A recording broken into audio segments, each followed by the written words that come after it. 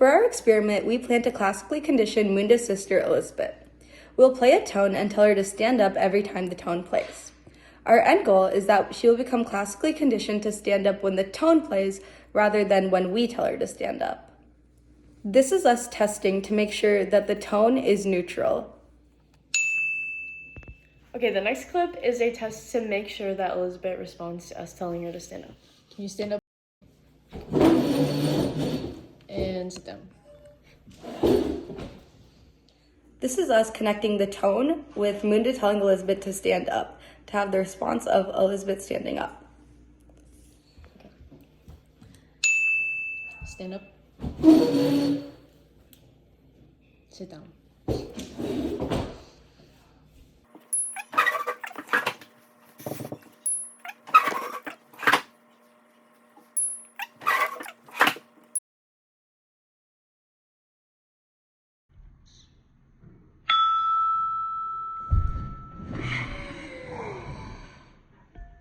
In our experiment, the neutral stimulus is the tone.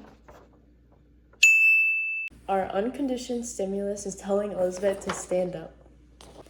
Our conditioned response is the action of Elizabeth standing up after being told to stand up, which is the unconditioned stimulus.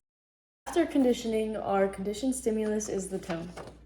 After conditioning, our conditioned response is Elizabeth standing up in response to the tone.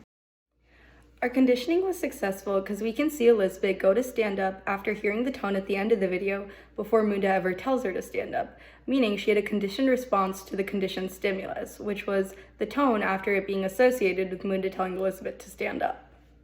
One thing that may have affected our experiment is Elizabeth could have used a different predictor. For example, the physical motion of me going to play the sound. This would also give an element of second order conditioning.